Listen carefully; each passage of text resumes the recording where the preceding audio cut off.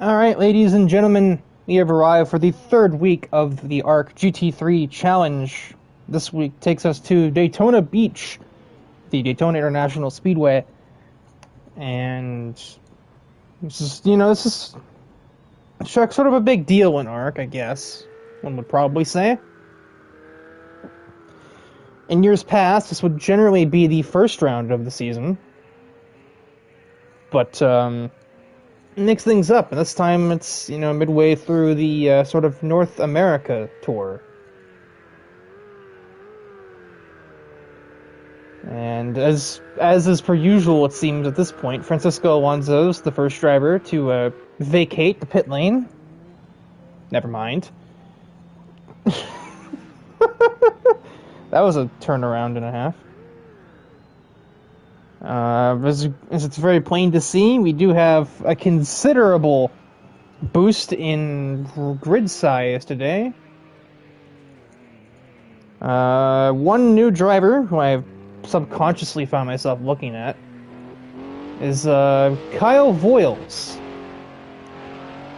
who I believe is warming up his tires.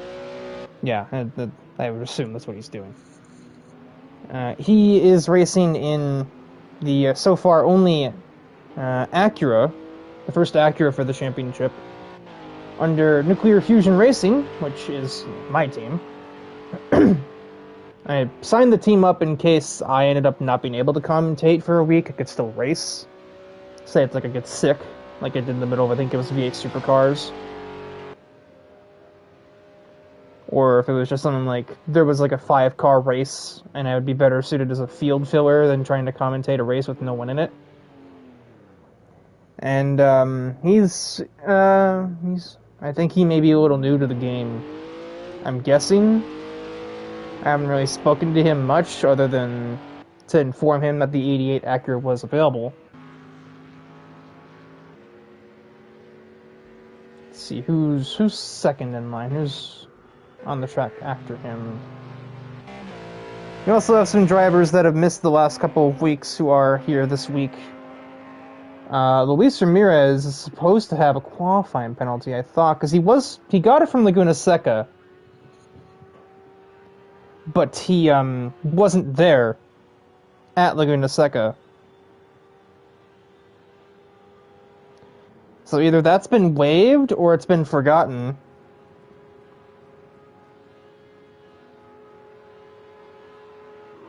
And I'm an idiot, and I'm looking at GT7 stewarding decisions to try and find this out. Where am I? What am I doing? He has spun around anyhow.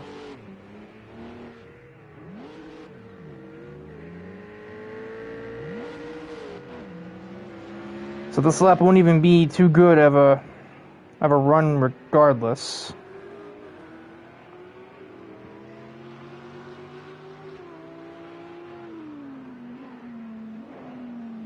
Currently trying to remind people of this.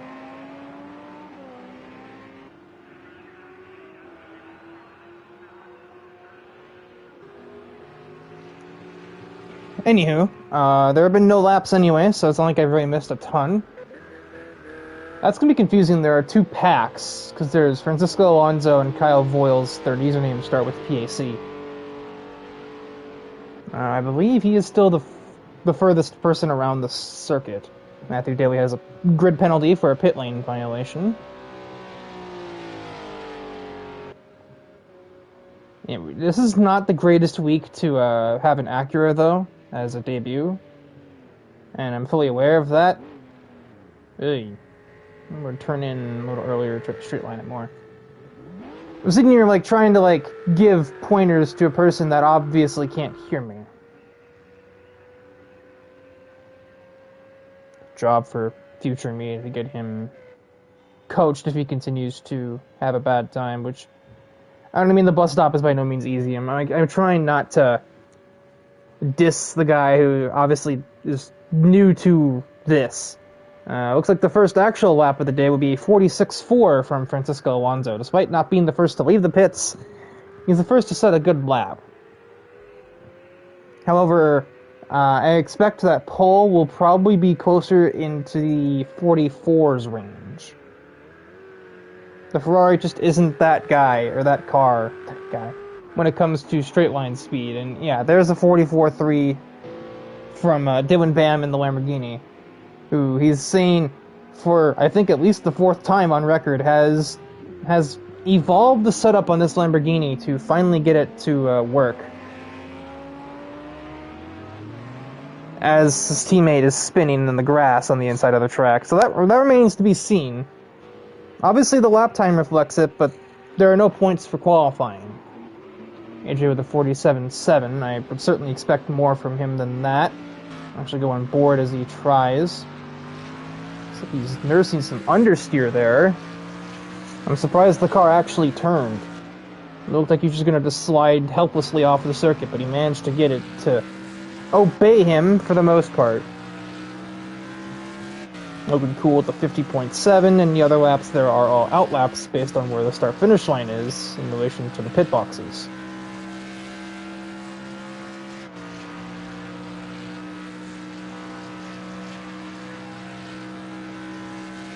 Up into the bus stop, look for the Rolex signage that you can't see because of where the shadows are. Kyle Voiles off the bus stop. AJ very wide at the bus stop, and I would be surprised if the in-game stewards didn't give him an earful for that, but apparently they didn't, as he's up well over a second, could be close to 2 whole seconds as he crosses the start-finish line here. Not going to be enough to get him over Dylan, though. He's going to have to find 3.5 for that, just about. And meanwhile, as we were on board with the Canadian driver, he who does jump Francisco Alonso, who gets a 45.6 done. Logan Cool finds a 48.9, which somehow is good enough for 4th on the board right now. We're not even told he's even done a little bit of work on his setup, independent of Connor Hannock, who's not here today. It's kind of a shame because he is, or at least up to this point was, the biggest guy to even attempt to take the contest to the 44R drivers. Him and Ridwan are like 3rd and 4th in points, and neither one is present today. Gabe Kazola and Jonathan Jurgensmeyer are tied at a 49.40. I'm reading that right. So they're literally in a tie. I don't know how that happens.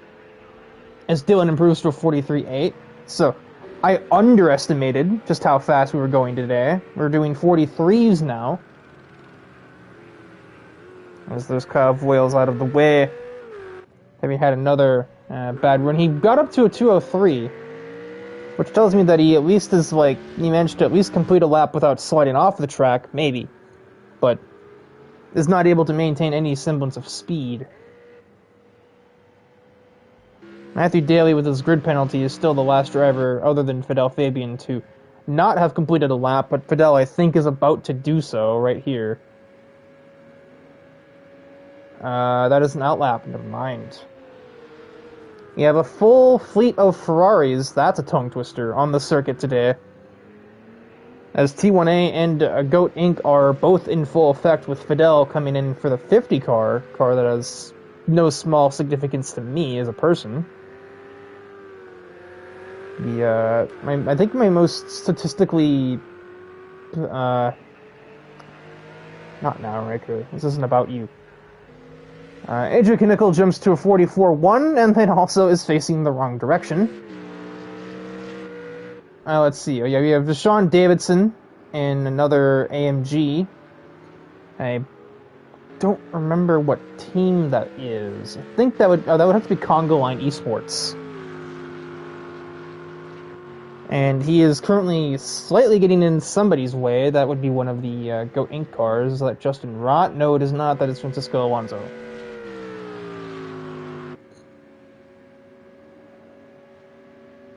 Yeah, Justin Rott is reserving for his own team, and Fidel Fabian is racing today, at least, for T1A, Turn 1 Autosport, along with Gabe Pizzola. Jurgensmeyer jumps to 46.7, as I'm looking at him. Logan Cool to 47.7. Gabe Pizzola, I expect to see a little more out of him as this session draws to a close. AJ is not on the track, so he cannot contest that pole from DIVEBOMB. 43.8 for him right now. I don't particularly think he needs to get a whole lot faster, if at all. Francisco Alonso is done. Jurgensmeyer done. Logan Cool is on for probably one of his better qualifying results if things stay as they are. Fidel Fabian with a 47.9, excuse me. So that puts him basically smack in the middle, right in that sort of pack, right behind his team owner, who's up by a full second heading towards the final turn, NASCAR 3 and 4. Gaining a full second would put him 5th. He would easily jump Logan, but he would not get over Jurgensmeyer. Also giving Matthew Daly a bit of a tow, and I think that right there is about as telling of a story as you can get for the top speed difference between these two cars. Matthew Daly, with assistance from Gabe Cazola Slipstream, jumps to a 43.8, stealing second place in the timesheets from his teammate, but he'll be demoted to 3rd afterwards by way of that grid place penalty. The same applied to Francisco Alonso, had one of his own, so he gets sent back to P5 on the grid. So we've got a field of 2 Lamborghinis, 3 Mercedes, 4 Ferraris, a McLaren. Oh, there are 5 Ferraris. Wait, is that allowed? Okay, so I'm an idiot. Justin Rod is not even driving for Godin. He's in a separate thing. He's in a reserve Ferrari there. So there we have 3 Mercedes, 2 Lamborghinis, 5 Ferraris, a McLaren, and an Acura. Set to wage war here at Daytona.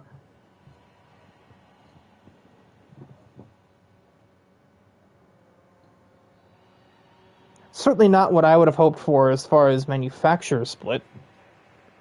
Our usual Porsche suspect is absent today, as is our second McLaren.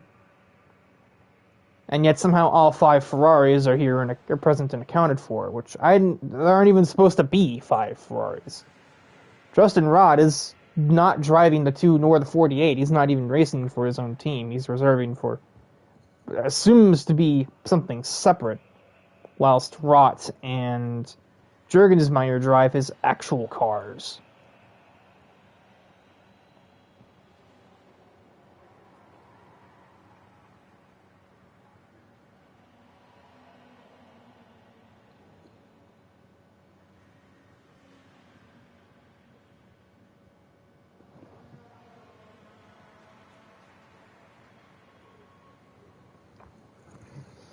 So we get past this. There we go. We are now past the preemptive setup screen. Here come to the fake red lights.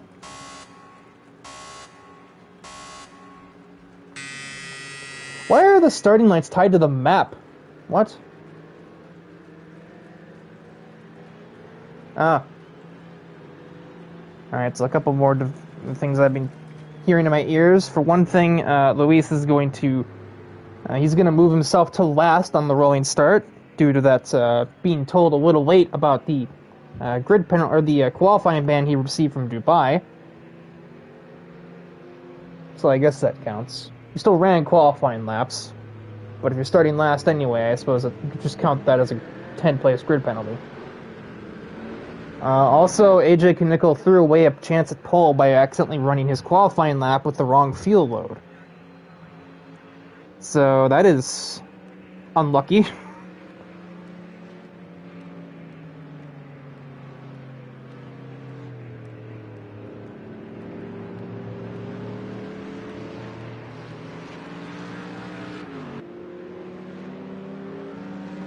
As for the official grid order for today's race, at least the sprint, DIVEBOMB gets yet another pole position. I feel like I've said this before. He's the Charles Leclerc of ARC.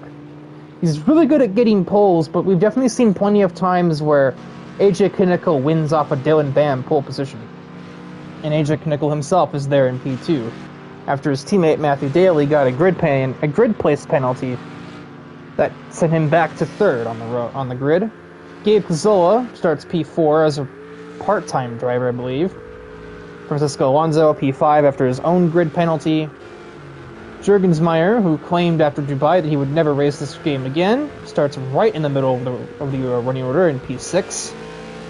Logan Cool with P7, one of his stronger qualifying performances I've seen him have. Fidel Fabian, P8. Deshaun Davidson starts in P9. Justin Rott, 10th. Kyle Voiles in 11th. And starting last is Luis Ramirez on account of retroactively serving his qualifying ban from Dubai. But the grid is formed up. It has been identified. That is AJ. There's Dylan. So whenever I believe we have to use the NASCAR restart zone, so a few moments of anticipation build before we get there.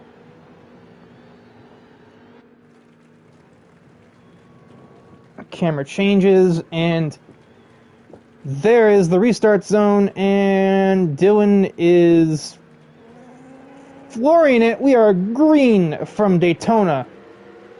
Now let's watch the madness into T1 as the camera accidentally zooms in. I didn't really want this because I changed to somebody in the mid-pack. A little bit of contact up there between Alonso and Daly, but these are GT3 cars, not Indy cars. Will survive. Everybody pretty clear into turn 1. Never mind, Justin Rott is around as I speak it out of existence. Not sure if that was just a locking of the brakes or if there was lag or contact, but he got pushed back to face the correct direction, so he didn't even spin all the way out, just took a bit of damage. Quite a bit of damage, mind you, but nothing worth throwing a yellow flag over, to say the least. As we head on to the banking for the first time of the race. And we've had a little bit of a shift. If there's one thing I do miss from my days of commentating AF1, I miss being able to look at the positions changed, or chains of position overlays. Like a little green arrow or red arrow that tells you if they've gained or lost spots. I definitely am missing that right about now.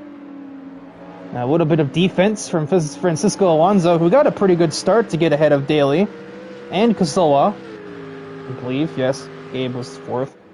But none of that's going to matter because here comes that AMG, and it is a unstoppable force on a straight.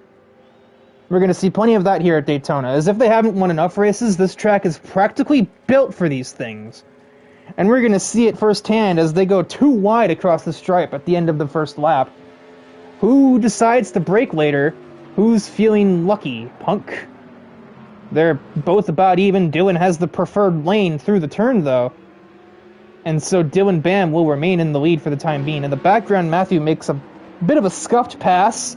He's in 3rd. His teammate's trying to get back into the lead.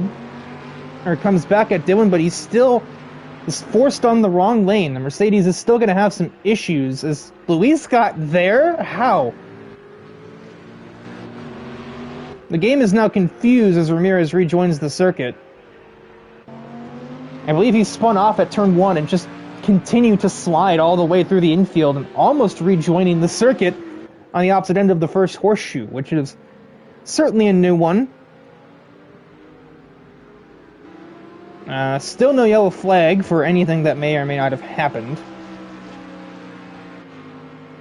I don't actually know if anything happened.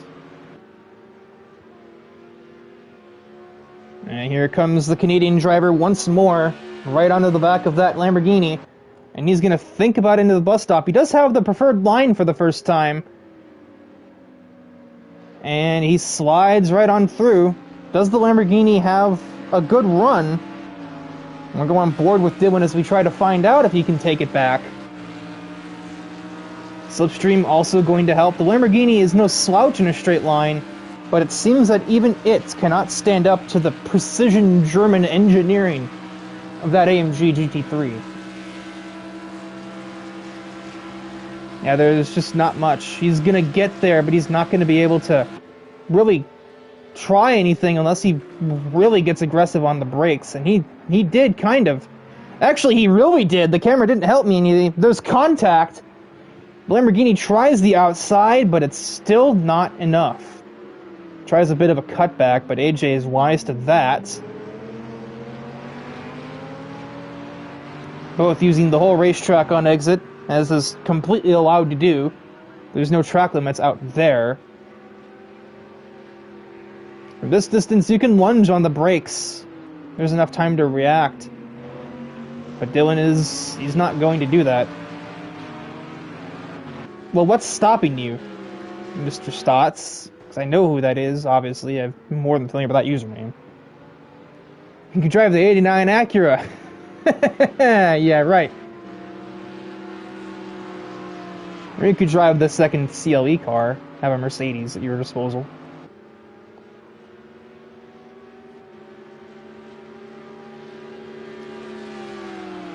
Right up to the back of Knickel. Does Dylan try something? And no, Matthew Daly is in the background lurking. If things continue as they are, we may be looking at a 3-car battle. And Dylan is going to be, well, basically left to the wolves if Matthew is there. And I'm going to go ahead and say that Matthew is there.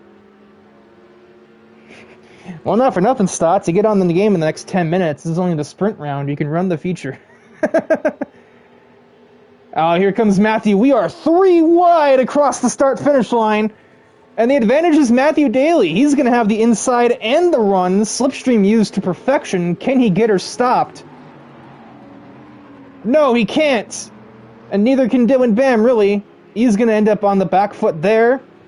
Off the track, taking out a signboard as he attempts to just not get in anybody else's way while he's busy understanding how to brake. Dylan Bam will reclaim the lead in the chaos around the outside of AJ and just cutting through Matthew Daly after his own missed turn.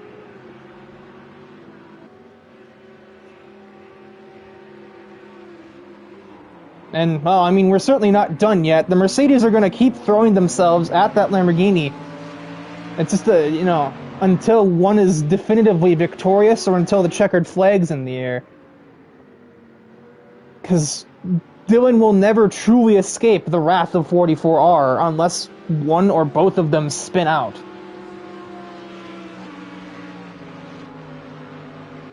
We'll just see the closing speed here as we ride on board with AJ Knickel in the 1-2-3 car. And yeah, there's just not much you can do about that. The best you could really hope to do is just take a defensive line, but Dylan Bam elects not to do so, maybe aiming for a cutback on the exit of the bus stop, but that's not going to get him too far because Matthew Daly is there as AJ's wingman.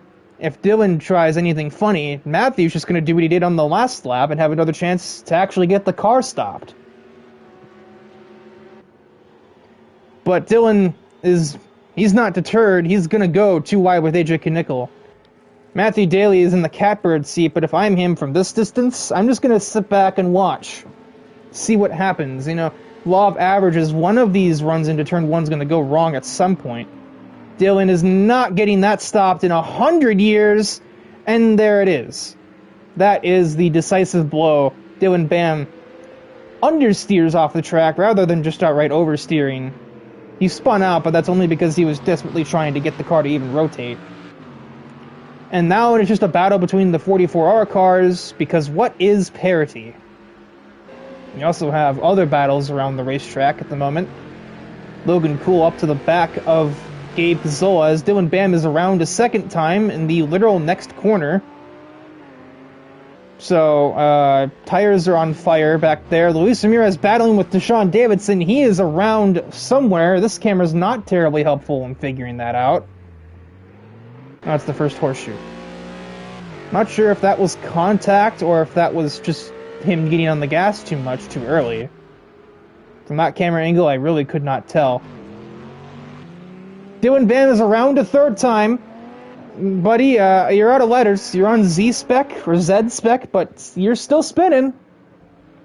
So, now what? Are you going to go to the Greek alphabet? Are you going to have the alpha spec next?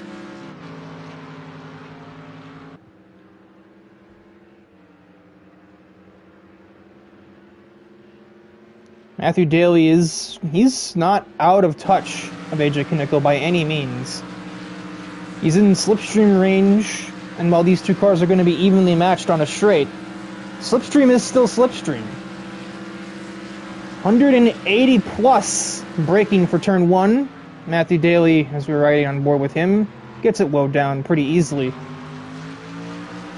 In the Mercedes, all you have to be mindful of is the little change in elevation between the slightly banked tri-oval and the flat road course landscape, I guess. Terrain, that's the word I was looking for. That is technically a lip there, and it can unsettle the car if you're turning and braking. I should know, because I did it like at least 3 times when I was running practice laps to kill time before the race began. And so just about 3, maybe 4 spins and a lot of damage later, Logan Cool now finds himself completely out of the running, much less out of the top 3. And he's just thrown it into the wall in frustration or suspension damage. Kind of hard to tell from my view. Could be either one, admittedly. And this just seems to be the status quo. We get Dylan versus 44R for a little bit, but eventually he will be forced into a mistake. And once you make one mistake, from one thing, no 10,000 things. But all Dylan Bam knows is oversteer. He's into the pits. He's going to get demoted to last place, possibly even behind Kyle Voiles, who is currently being lapped by the midfield, as he is just generally unfamiliar with the game, I take it. Gap at about 2/10. Matthew Daly doesn't really want to do anything too rash, not against his team owner, when they could be looking at 44R's 5th 1-2 finish in a row.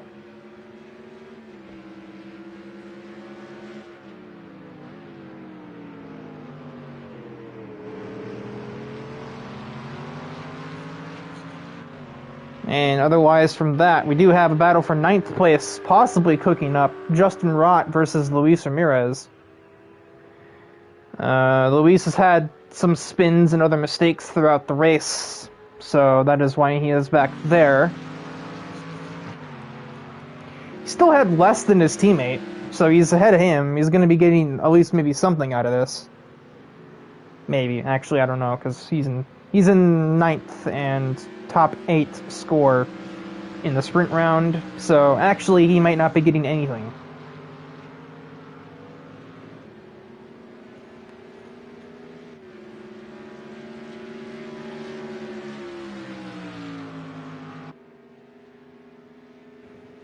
Unexpected yawn, so I laid back in my chair. Matthew Daly was just tantalizingly close.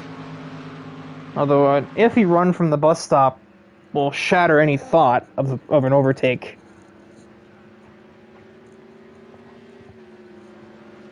This is what I believed. He might have a shot. It's going to be awkward to try and pull off on a team owner, but this is the last time into turn 1 here. It's not even the best passing zone on the track, admittedly, but it's the best place you can use the slipstream at. And he's going to coast and brake a little early. I think they're just in take it home mode as we see Luis Ramirez moonwalk off to the left there after, I guess, spinning, because he's now behind Justin Rott in 10th place. So another day to forget for Champ Incorporated. At least up to this point. We still got the future race, obviously. Dylan can find some way to tune. Maybe just go back to default setup at this rate. Might be a little loose there through the West Horseshoe.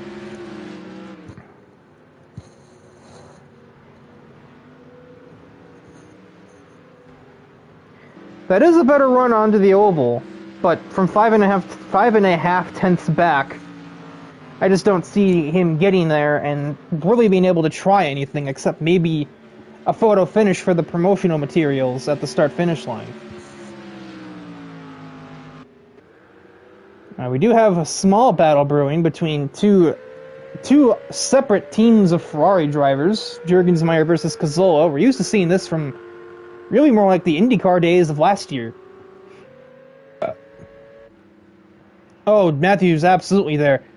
What in the world? AJ's having to block. Is he out of... No, he's not out of fuel. He must have just had the worst bus stop known to man. It's going to be a drag race, but with Matthew on the high line, I don't think he's going to have the momentum. No, he's stalled out. 3/hundredths, 400ths, half a car length. But it is AJ Knickel taking victory number 5. A photo finish for the promotional material, as I had previously stated. And it will be a Ferrari at least 3, as here comes Francisco Alonso. But we do have another drag race on offer for you. Jurgensmeyer versus Cazzola to the line. But the advantage is the car on the outside. Gabe Cazzola will steal P4 from his former teammate.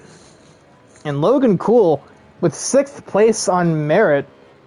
No real mistakes. Nothing. Just a solid midfield run for a driver that usually sits in dead last. Fidel Fabian P7. Deshaun Davidson bring that Mercedes home in P8. Certainly nothing compared to the giddy heights of what the other Mercedes are doing, but that is a reverse pole position for the driver. Justin Rott in P9. 10th for Luis Ramirez. Kyle Voiles on debut. He will get not last, and he will complete the race, which is something that rookies have a hard time doing. They have a hard time sticking it out. The biggest thing to do when you are a new driver. You gotta be on the track to get better. It's easy to just quit, but Kyle Voiles crosses the line. He's rewarded with not last for his efforts. Mainly because Dylan Bam, this car hates him. I don't even know. Also, Matthew Daly had a 1-second penalty, so even if he did nab the win at the line, he wouldn't have been able to do anything with it because 1-second penalty. Might have gone away, it might not have, but there's no point in playing the gambit because it was he didn't win. That's simply put. But that fastest lap difference between a 43.5, that would have been I think that would have been pole position had Matthew run that in qualifying. He was not far off of it in his actual qualifying lap either. Logan is ecstatic in the chat. It helps when you've got a setup and you're not just running default with different aerodynamic settings.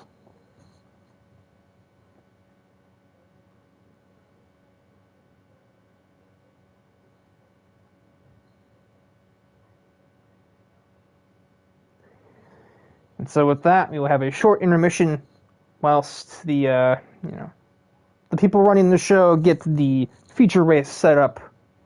Looking like 16 laps on offer.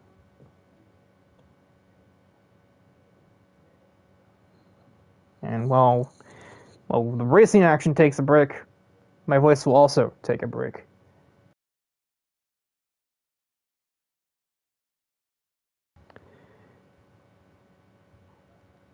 Yes, AJ won, but in a drag race with his teammate. A la Dubai feature. Slots try to install in time. Well, you got next week. Unfortunately, you got Road America. I don't know why that's here and not Indy. As somebody whose home track is Road America.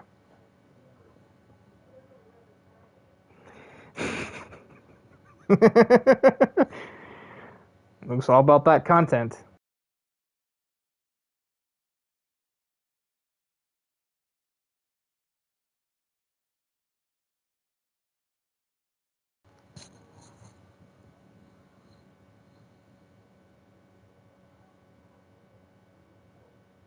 Just heard the bankrupt buzzer on Wheel of Fortune from down here. I don't think that's right. AJ. I think AJ tried to speedrun feature race setup and kind of forgot to not qualify.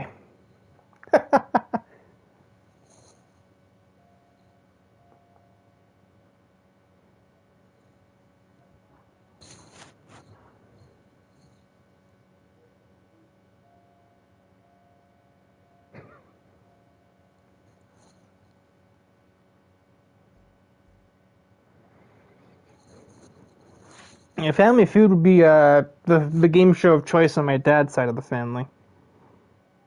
This is my mom's side.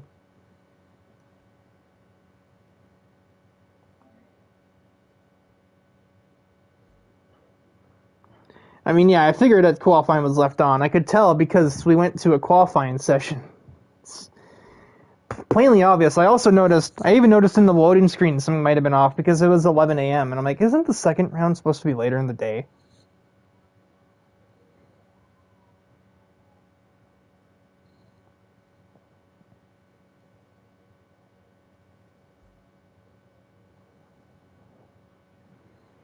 Well, Luis has switched to his controller as well, so we should expect to see him a little bit faster. Matthew, if you haven't paused your install, you've also been bought a little extra time by this, I would say. If it's close. If it's not close, then obviously it doesn't matter, but...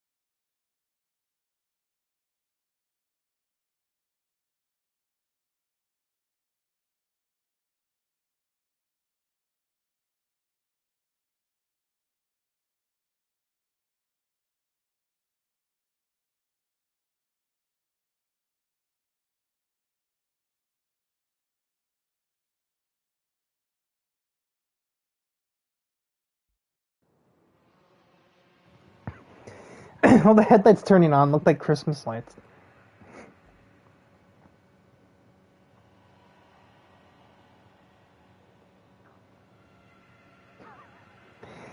E. Why am I laughing at that?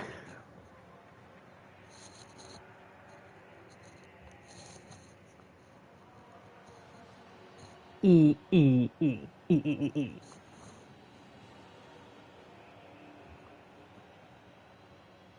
I don't even know what that is.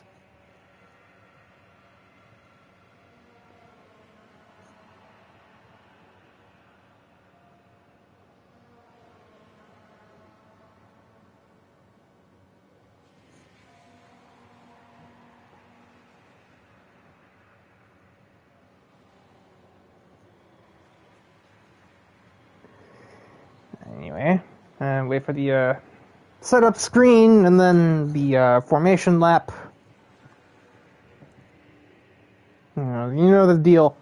Yeah, as Logan mentioned in the stream chat there, that Deshaun Davidson has betrayed us to go to a different league.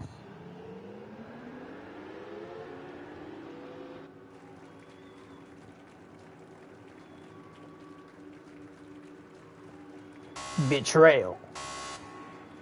Fake red lights.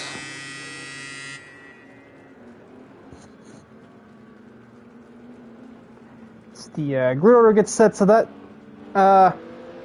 Now what?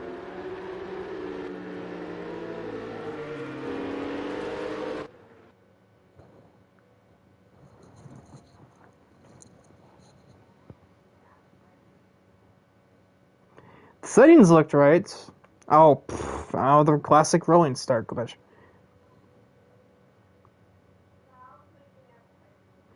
I mean, they can be dumb anywhere with some bad luck.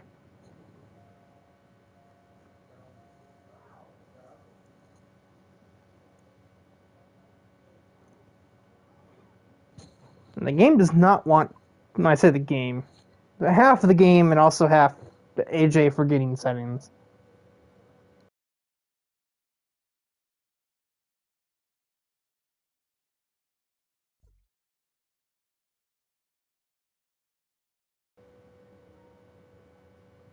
Although it still defaults me to this Janetta. It's the meme of the Janetta being there. I mean, technically speaking, it's not necessarily DQ, but it's very common to see cars crash into each other on other rolling tracks with rolling starts. Just about any track, really.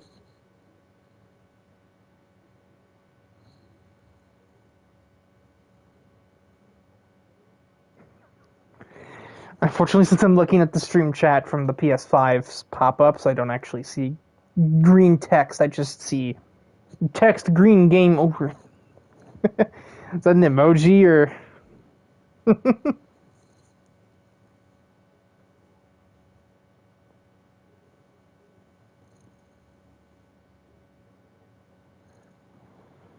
All right, third time's the charm.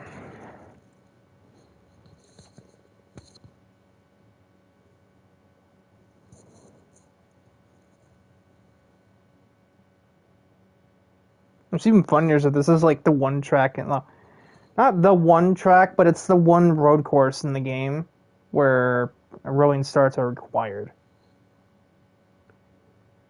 You can't have a grid start at Daytona because there are no grid slots. Unlike literally even any other roval in the game, much less any other oval, I think. Actually, no, Texas might need a rolling start. But Indy doesn't.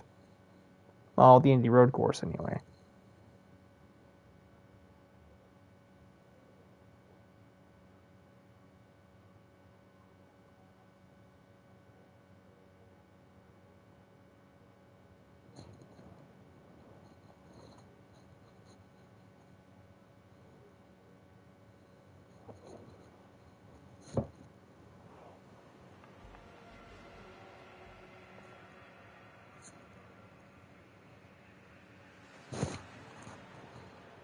Oh, wow, my neck is cracking like crazy.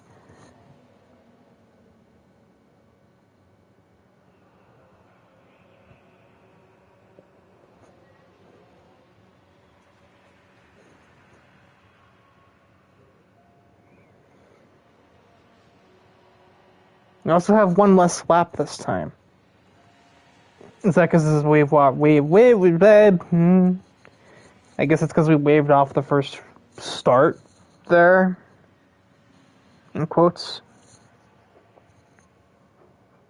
Or are we just saying, screw it, we'll take off a lap because we've wasted like 10 minutes here.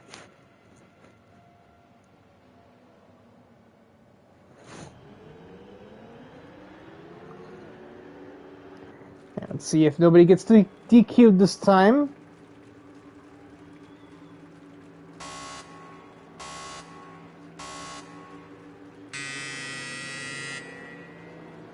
Everything seems fine. Who gets the reverse pole now that Sean Davidson has left? Would that be, I believe, Justin Rott? I think was 9th.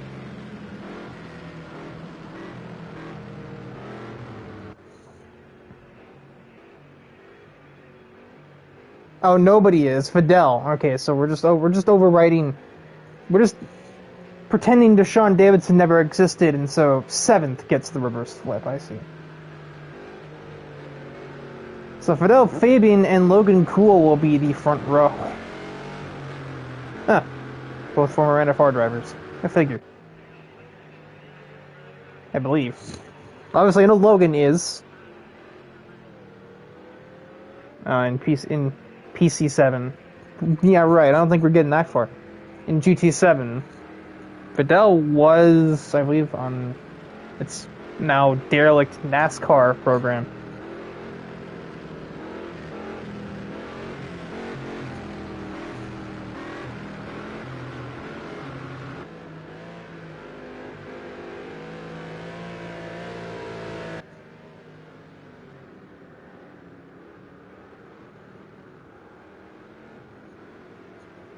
Yeah, those are the days I miss. My team actually had a presence. The NFR is alive. It does exist, because obviously Kyle Boyles is driving for it. Anyway, enough about me. The grid order with the reverse grid flip thing. It's like I'm describing like a skateboarding move. Fidel Fabian, Logan Cool, Jonathan Jurgensmeyer, Gabe Cazola, Francisco Alonso, Matthew Daly, and AJ Knickel flip. Justin Rott, Luis Ramirez, Kyle Voiles, and Dylan Bam do not get flipped, so they'll round out the field.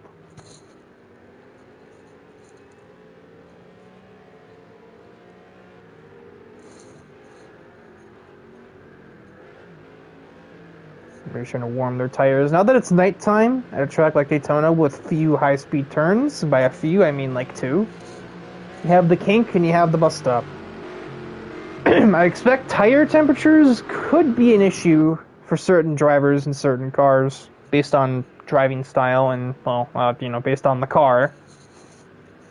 Some cars are better at heating the tires than others based on their handling style.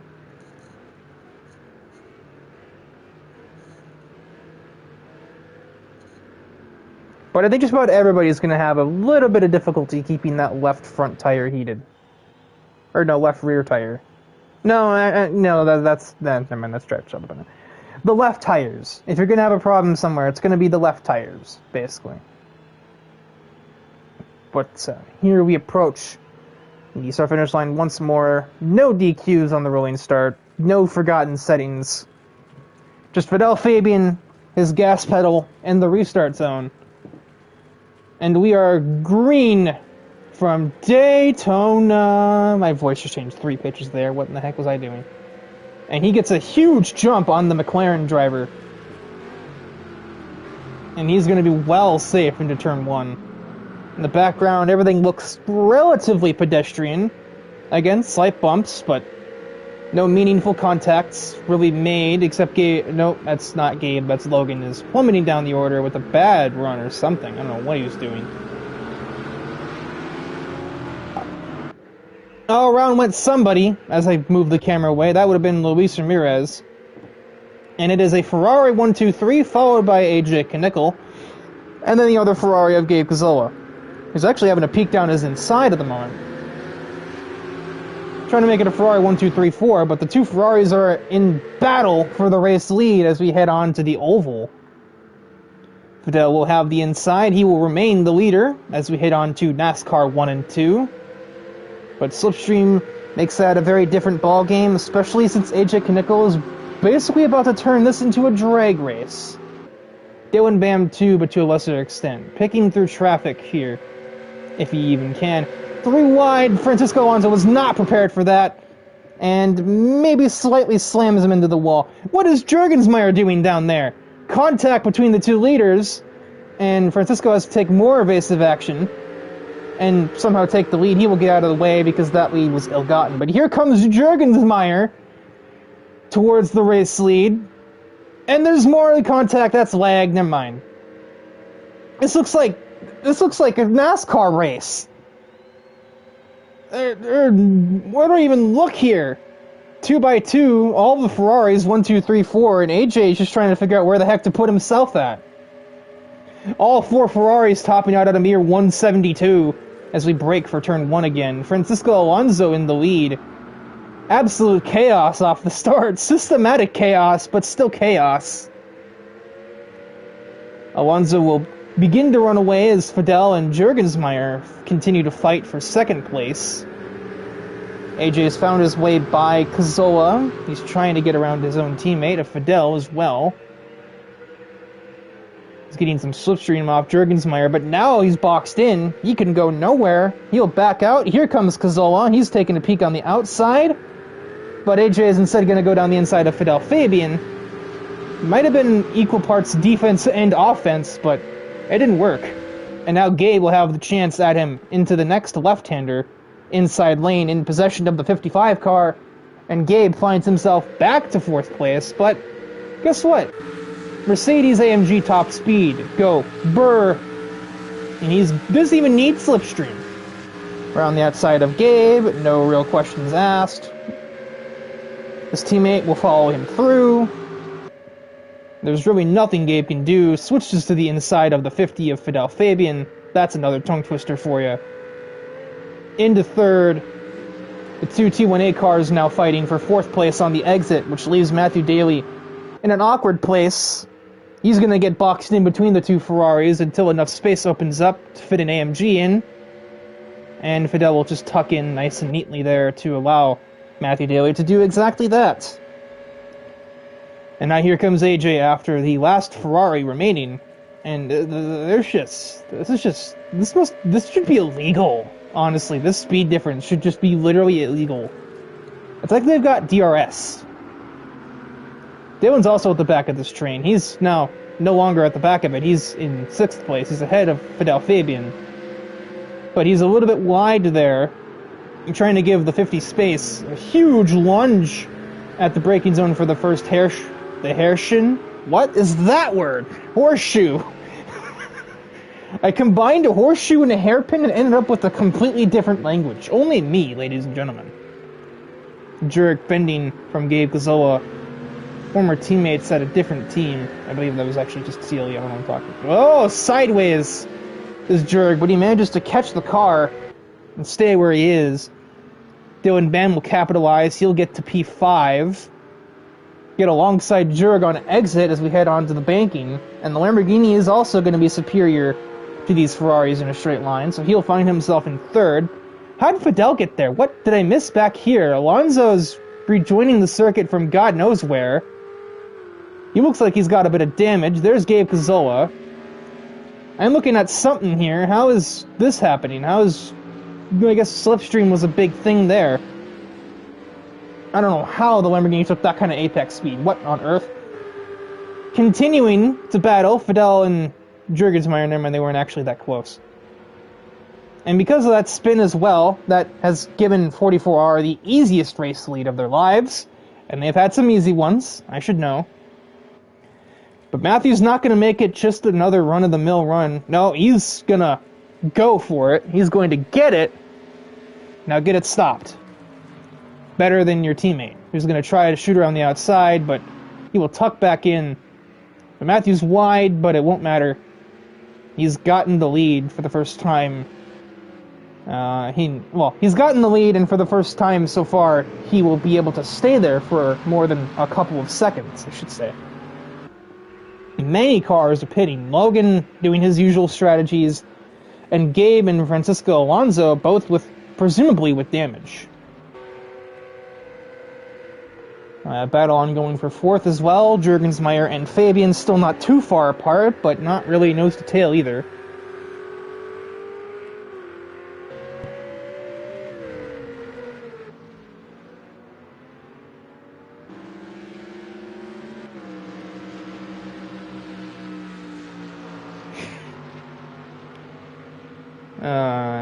Just saw something in the Discord server that seems all too true. Especially if we get a safety car that's timed properly for it. The 244R cars remaining pretty evenly matched as they head toward the bus stop. The main place to look, I think, is going to be if Fidel can use some slipstream on his former team owner. Or Matthew Daly can spin heading out of the bus stop when I looked away. And that's going to demote him out of the top 5. That's certainly a rejoin. I'd bet taking a new route, to say the least. Dylan does have the single lap pace advantage we have seen, at least based off qualifying, but we're also now pitting. Probably to cover off the Logan. Oh, that's a speeding penalty, though. Dylan Bam finds a new way. It's not just spinning out anymore, now it's speeding. Jurgensmeyer takes the concurrent race lead, just based off of not pitting.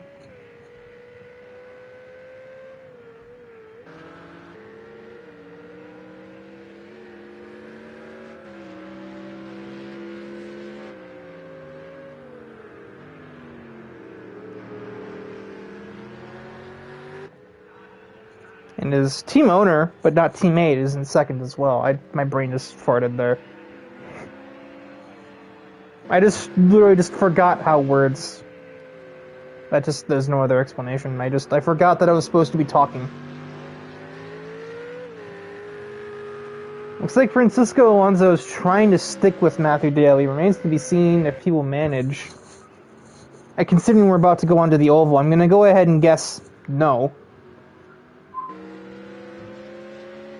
My dog is having a moment upstairs. That random squeak noise was, in fact, a living thing.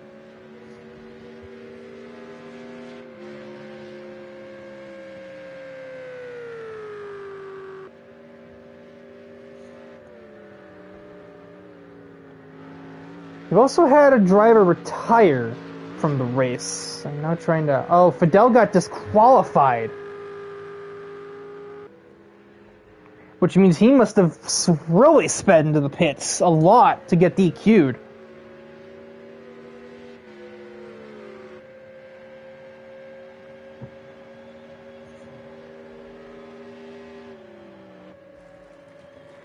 Which does mean that for all drivers still on the track, as Matthew Daly makes his stop, for all running drivers are now guaranteed to score something with Fidel's disqualification. Let's see if I can maybe get an answer later as to the true reason why, if it was speeding or if it was his fault. Because it's possible that he got knocked into pit lane as well. Maybe somebody made a last-second decision to pit in. You need to go, like, way over for several seconds, or you need to, like, be out of control. Or you need to literally just not even have made an effort to slow down.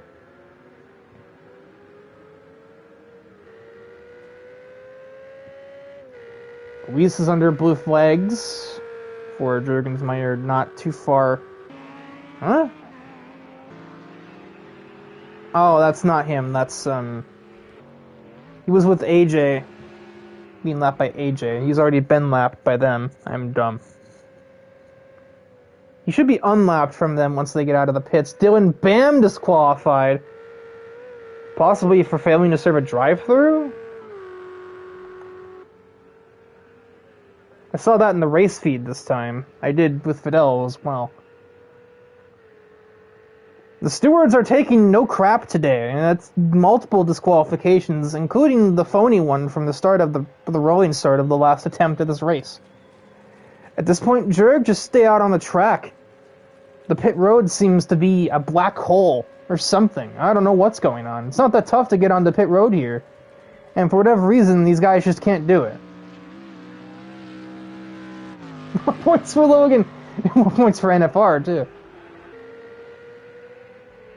Has Cal done his stop? Is he free from the scavengers that wait in the pit lane for unsuspecting victims to pull into their box before they rip them limb from limb and sell the parts of their GT3 car for scrap money or something? I don't know what on earth I'm talking about. What?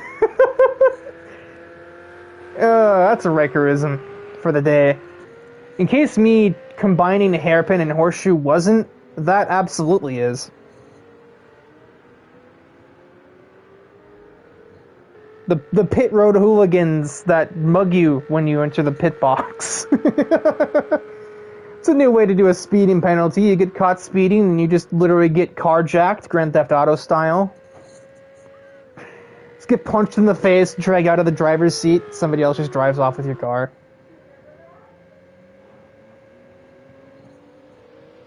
Expect Jurgensmeyer to be pitting sometime soon, as we're about to crest halfway here in the Daytona feature round. I could have sworn I heard a car recently.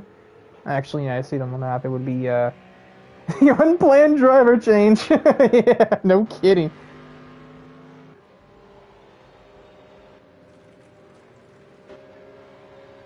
Oh, here comes Jurgensmeyer into the bit.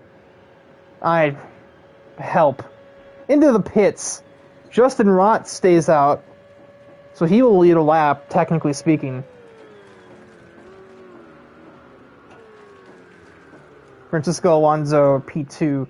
I believe AJ would still be the net leader, because Alonso did pit after damage, but that was on like lap 1 or 2, so it wouldn't count towards a mandatory pit stop. Whereas AJ obviously went in on 5.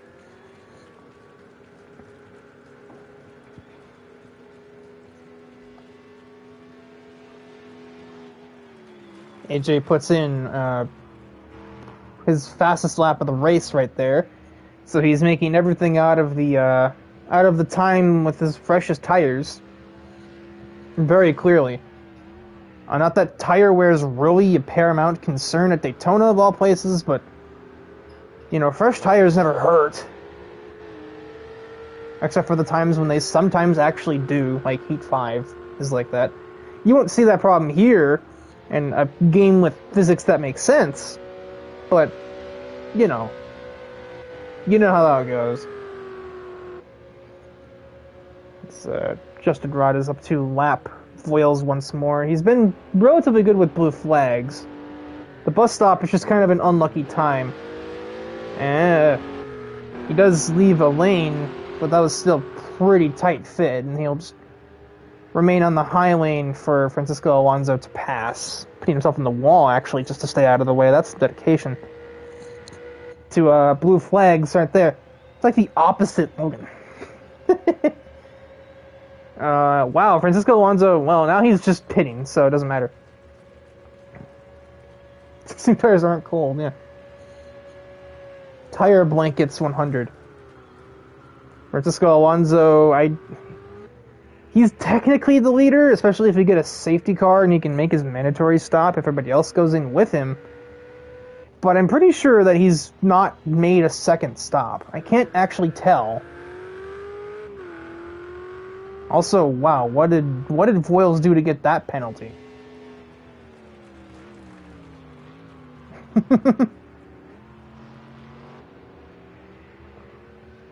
I mean, their tire blankets are very good. The problem is that F1 tires operating window is very different from GT's tire operating window. You got like a 30-40 degree range Fahrenheit or Celsius, no matter how you look at it, where GT3 tires can work. Yeah, it's not optimum, but it can work. F1 tires, if you're not within like a 5 to 10 degree window of temperature, you are not having a good time and you're going to crash. Speaking of about to crash, not really. We have a battle for third. Jurgensmeyer's trying to get back around Matthew Daly after losing the spot to him in the pit lane, but considering we're about to get onto the oval, I don't think so.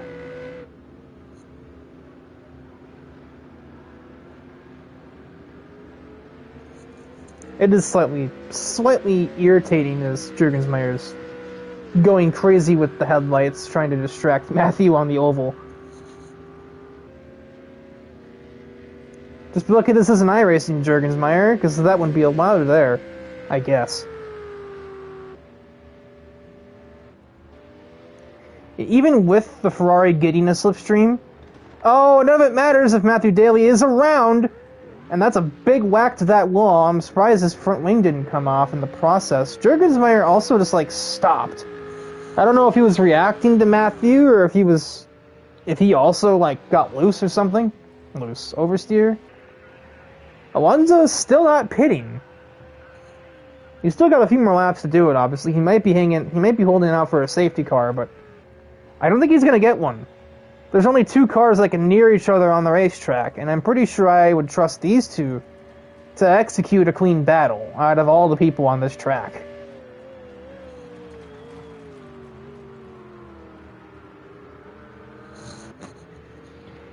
Maybe one car spins, but that'll be from mistakes. I don't think we're going to get some major contact here. Jurg defends into the horseshoe. Matthew Daly is powerless to dethrone that. Yeah, also his own headlights, yeah. Yeah, I got a button for that too, pal.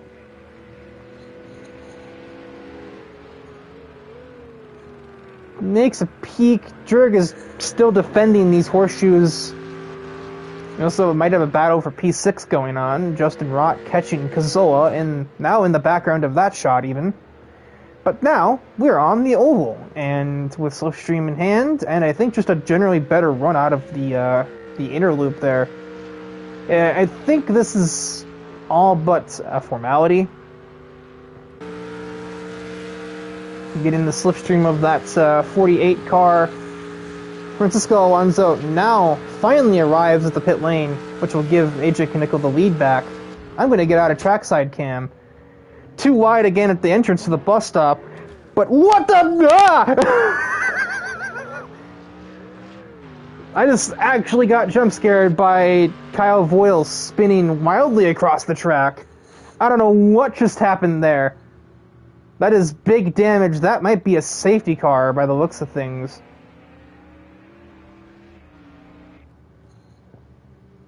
Or maybe not. That was a two-car incident.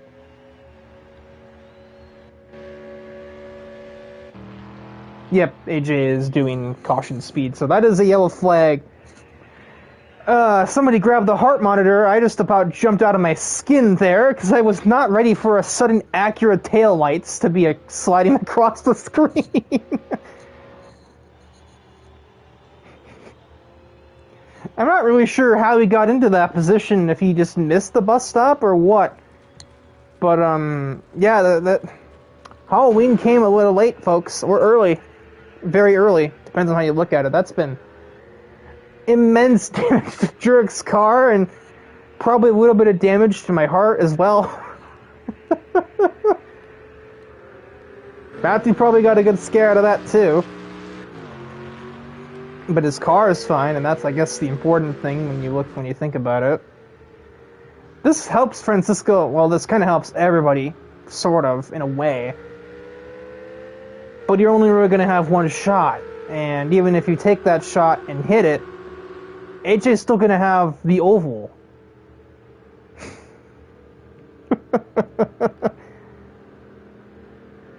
Yeah, my commentary crew just lost a couple of race weekends on that one.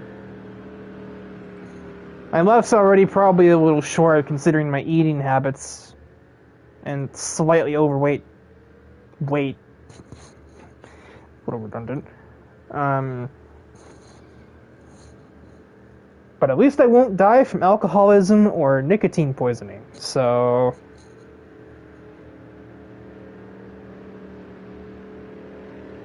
I'd rather die eating like a king than choking to death or buzzed and getting in a car accident.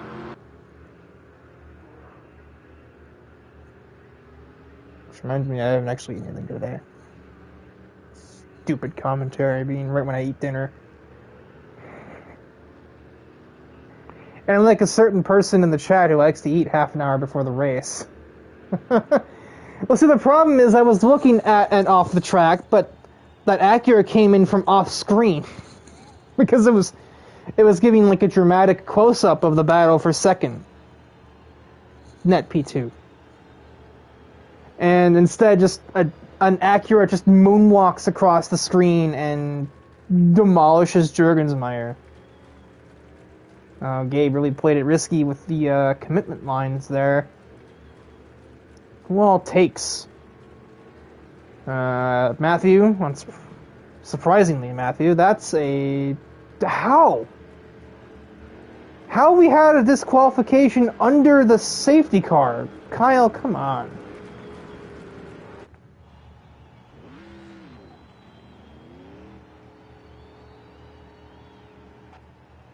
Acura attacked. Everything changed when the Honda Nation attacked.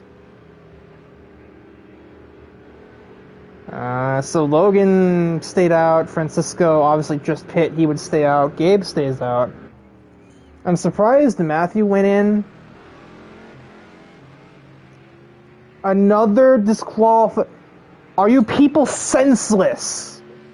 Oh my god.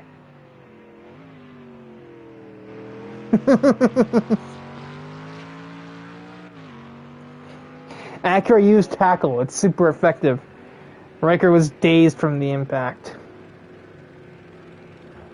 I don't think that's the like tooltips at all. Luis is apparently looking through the tall grass. He's trying to find a Pokemon out there. I don't know what's going on with that.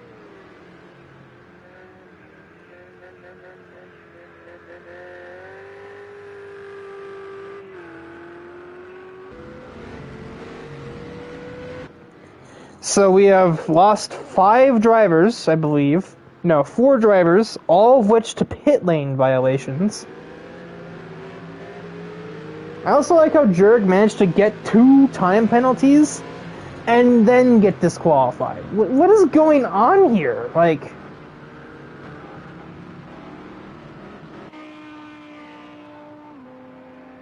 Luis is a lap down, and he's going to get a wave around, but I don't think we're waiting up for him.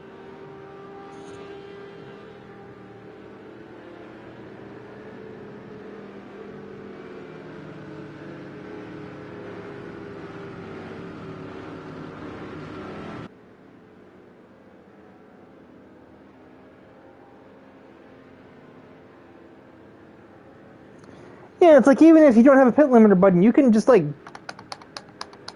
on the gas pedal and just kind of go on and off of it like Logan does under safety car, and still kind of stay close enough to where the game's at least not going to DQ you.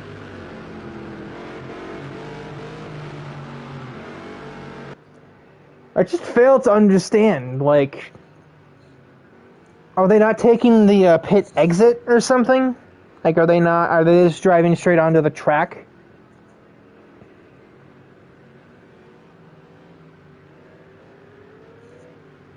I'm just so out of my depth right now.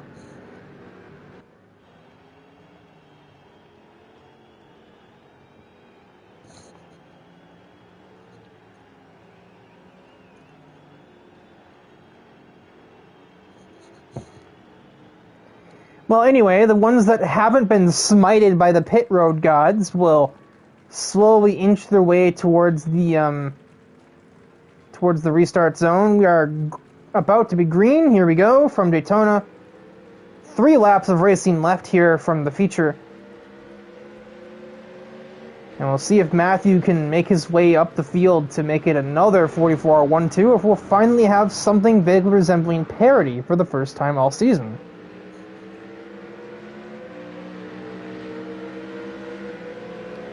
He's already got a pretty good look at Logan going into the first horseshoe. There's a battle up ahead as well between the 2 leading Ferraris. Alonso's trying to find his way by Cazzola. He's going to back out of that. He's not going to try anything silly through the kink. He will, however, go down the inside of the next convenience.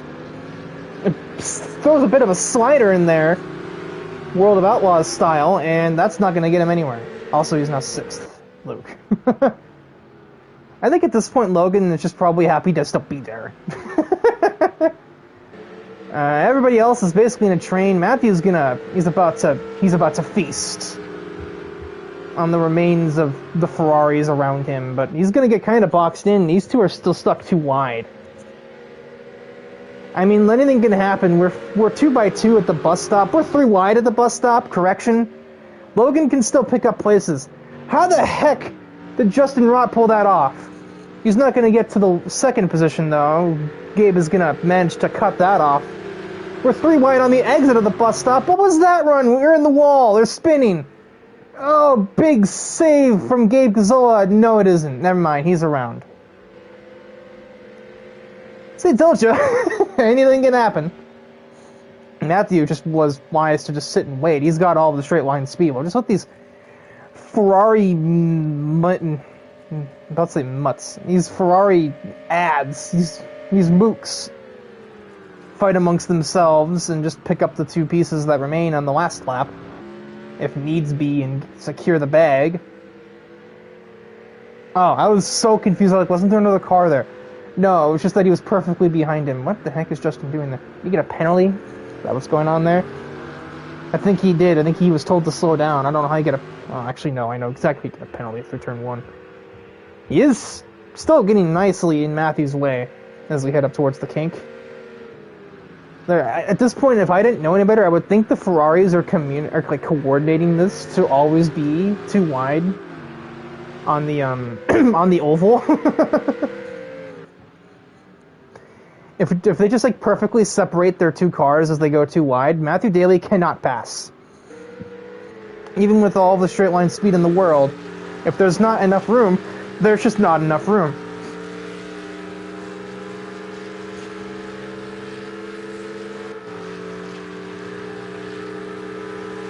He's got the run on him now. He's flashing his lights. He's making sure that they know that he is going to be there. Francisco with a late dive defense makes the slide on Justin Rott, and that is a move done into the podium. Now can just try to slipstream off of that second Ferrari. Justin Rott should be no real issue even with slipstream, because the Ferraris are about to be topping out in a second here. And the Mercedes continues to gain speed, so Matthew Daly is back into P2. But the Ferraris are still fighting for what's left. Battle for the podium still between Alonso and Justin Rott. And Justin Rott is off the track. Francisco Alonso is off the track at the other part of the corner.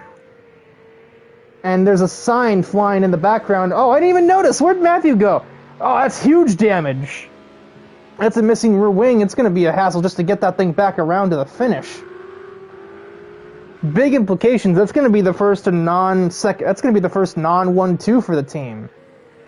Justin's just going to back out of that. That's his teammate after all. That's his driver running for his actual team of Goat Inc. So he's not going to really give him too many issues. That's better off if he doesn't, actually. Also, I just noticed that was sponsored by Ferrari Silicon Valley. Do they sell Ferraris in America? I don't know why I'm like surprised by that, but I mean, I guess it makes sense if they've been so active in GT racing and like ALMS and stuff. They kind of have to be right. That distractions aside, one more run through the bus stop for our soon-to-be 6-time winner in a row.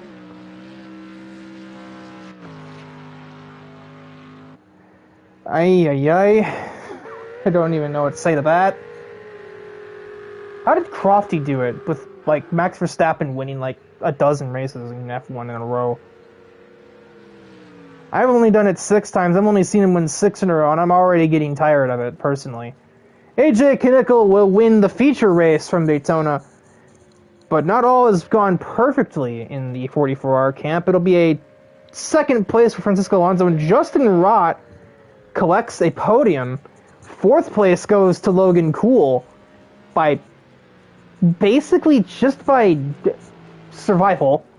Matthew Daly will survive with the missing rear wing for P5, and Gabe Cazzola will be the last of the drivers running, and he will eject himself into the nearest barrier. So that will do it for Daytona. I shall now bring in the interviewees. Brain, that's not how this works. To invite the group, somebody else is going to have to add Justin Rott and Francisco Alonso into it.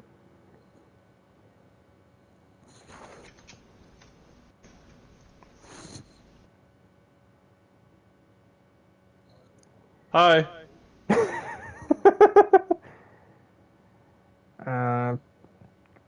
I'm probably going to have to add anybody that's not already in this party that needs an interview.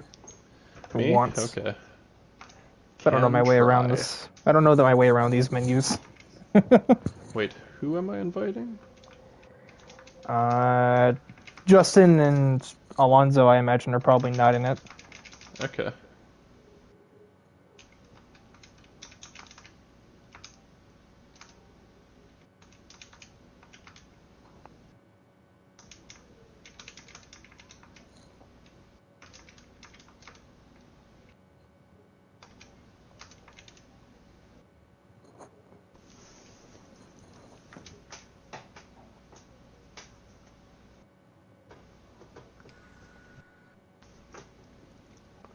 Okay, I've added them both. I'll probably just go in order of highest results, so... I don't know if Francisco's on his way. Yes, he is. So we'll start with the single-time third-place finisher. Justin Rott manages to survive the pit lane.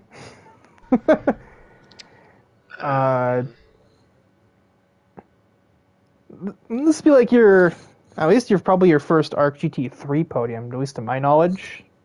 Yeah. It's my 4th race. I'm not keeping that. That was bad, dude. I drove it into one, and I broke way too late and took Maddie's rear wing right the fuck off. Like, I'm sorry, but right clean off. Like, I didn't even. I just noticed that his wing was missing. I didn't put two and two together. no, it sure was me. I cleaned it right off. I hit him and it popped right off. I feel so bad, man. Like, I love that I was contending for a podium, despite how silly the end of the race was between everyone, but I don't deserve the podium at all, so I feel terrible. You're on track, but I suppose if Matthew sends that in, that would give you a penalty, and that would actually give Logan the podium, which is kind of an interesting thought. For sure. Besides that, I know it was probably more of like a learning period for the sprint race. Was that just kind of a unfamiliarity thing, or was the car just not really working there?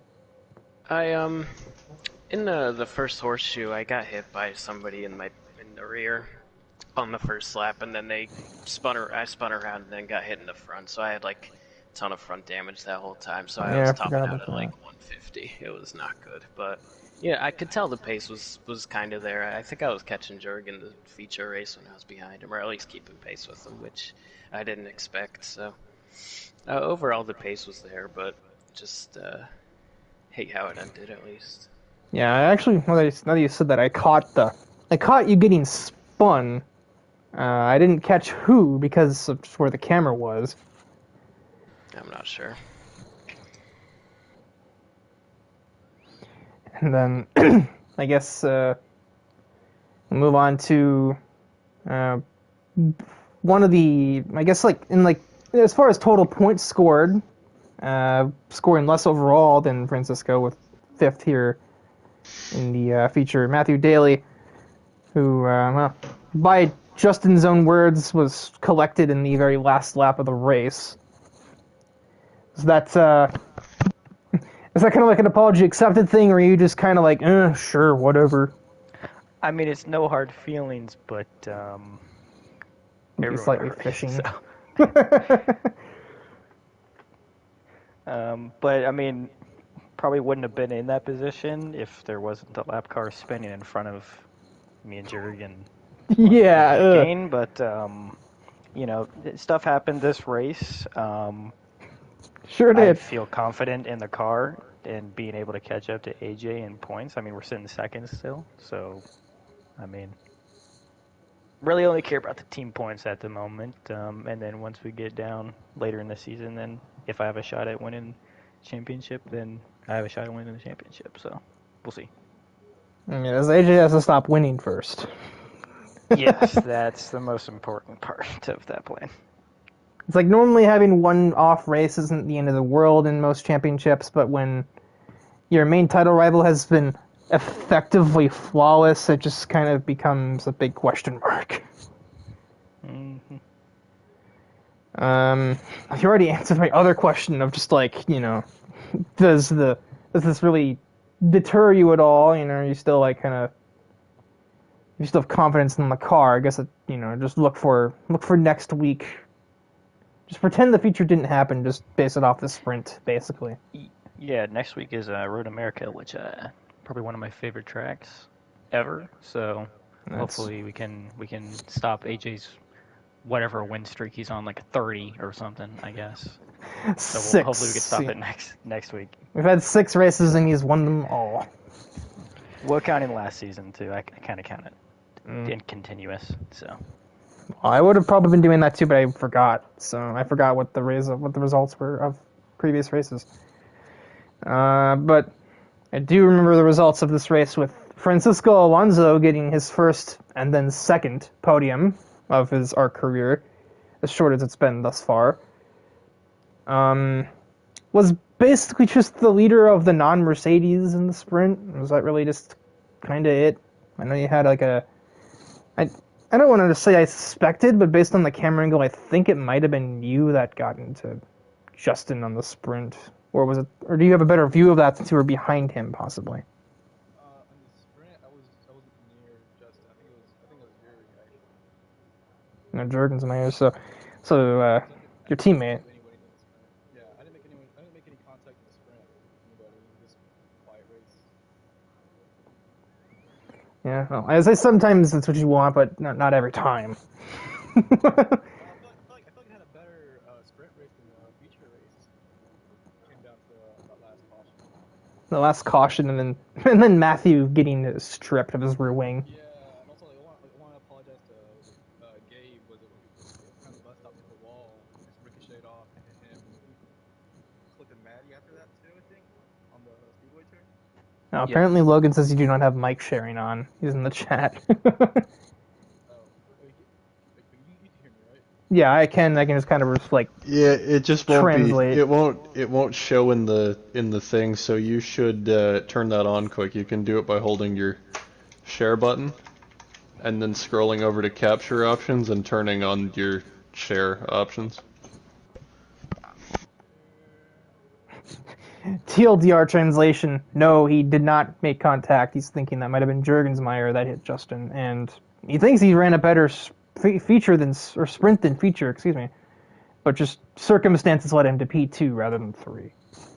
Yeah. No, it was pretty decent feature race. Had that spin when I was leading. I think I've become known for now is spinning out things with AJ. Oh, you've only done it twice. No, that's still doing Bam's title. I've done it 3 times, 3 races in a row now. Well, so is Dylan, so don't feel too bad. But yeah, I think I had a really good feature, and the caution really helped me out when it came to the pit stop stretch. I was just trying to get few laps in the air, worked out in my favor. Yeah. Yeah, I mean, yeah. And then also to recite your comment on the apologize to Gabe because of the ricochet thing. I don't think you had that turned on by then either. I bounced into the wall and it bounced off. I think he carried too much speed out the chicane and went 3 wide. Yeah, I caught that as well. I was on the screen, but it was about zoomed out by approximately 71 miles because the camera was apparently trying to show us the nice palm trees in the background and the low resolution outer grounds for some reason. Excuse me. I'm rewatching it right now. We went 3 wide at the bus stop. Just hit the wall too far out. Tried him in the rear. So I want to apologize to Gabe first of all. So Maddie, I think I hit him early on in the race. I'm not sure when. Matthew just getting beaten up today. I don't remember that. Well, that first lap and a half, the Ferrari. I don't count the first lap. I don't care. So. I wasn't trying to cut you off. I'm trying to go inside Golden. Sorry about that too, but trying to go inside. I think it was Justin. Yeah. Yeah.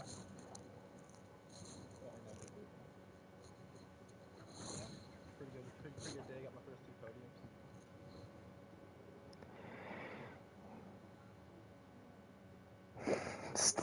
Fucking apparently saying he still can't hear you. I turned on the shared. Maybe it's some. I mean, I don't know. Maybe it's just something because you have to leave and rejoin. But regardless, I basically translated everything you said. But either way, we'll move on to our final interviewee, Mr. 6 in a row, AJ Knickel, with Yes, another 2 in the bag. I'm making this easy for me because it's just kind of, you've just had not really quiet races, but you've just had business as usual again. Hey, we put on some good finishes. I mean, yeah, but it's just like it's your teammate, and he had a penalty, and I'm pretty sure you do that. Oh, dude, I don't think that penalty was going to count, so we were racing for it, so... We were absolutely going for that one, so I wouldn't, that wasn't one that I was looking at like, oh, that one's gonna come down to, me just sitting behind him, which is why we raced so hard back to the line. I, felt pretty confident in the car, so it was really fun racing.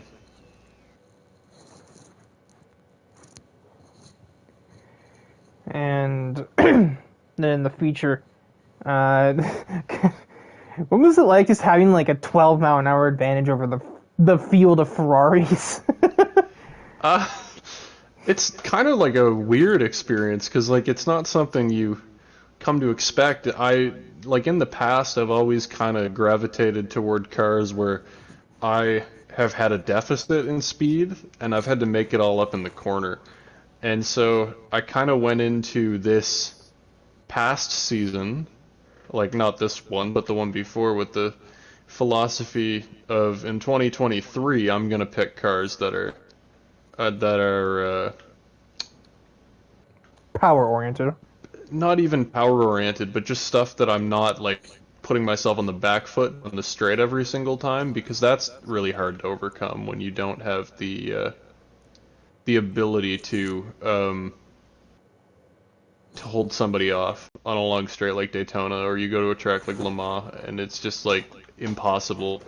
But like the Mercedes has been something we've kind of tuned to be stable and just really low, close to the ground, let the air kind of flow over it efficiently, and it's really helped us, I think, in terms of just the ability to hold off our competitors in a way that I don't think we were really expecting. And then this season we found even more performance gains. So at tracks like this, we're really like at home. I think like going into this, the goal was 1-2 by like 20 seconds, and we were on for that in race 2. So minus the spin for Matty, obviously, but like before that safety car, it was a 21-second gap or whatever it was. So yeah, I think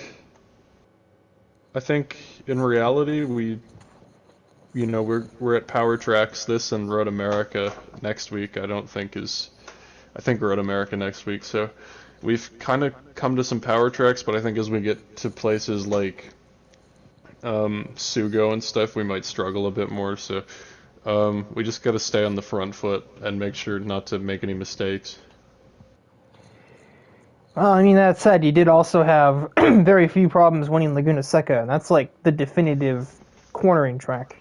So I suppose, but I'm also like I've probably run more laps at Laguna Seca than any other track, so also we made some really big adjustments to the car for Laguna Seca, so I'm still not. I think Maddie and I were both kind of in agreement that neither one of us was entirely happy with it. Like the handling was fine, it wasn't good, but it has room to grow, and I think that's important, especially when we have our competitors when we come in every week spinning. So it's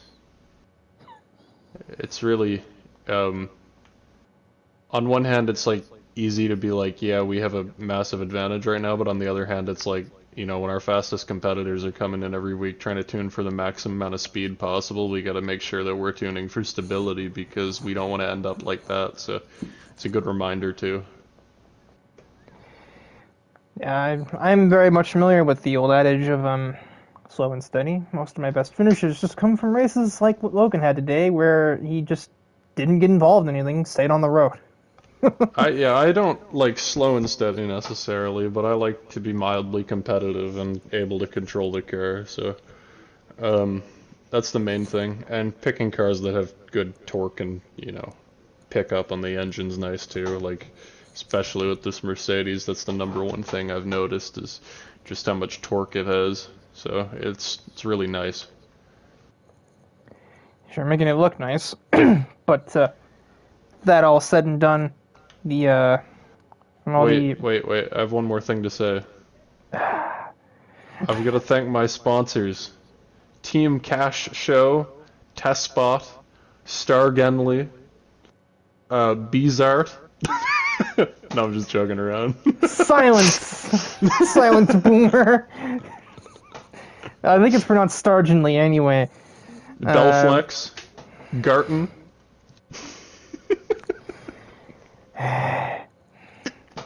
I will mute you to do this outro. Oh, and don't let me forget Gearhart Electronics. Big supporters. Egg Melt. Okay, I won't AJ, interrupt anymore. Alexander Joshua Kinnickle. If you don't, stop plugging imaginary stuff so I can plug the real stuff.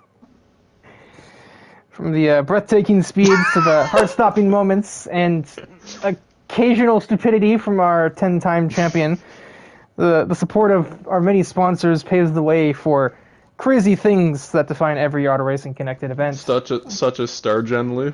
AJ Kinnickle. We're about to break the no swearing rule on this podcast.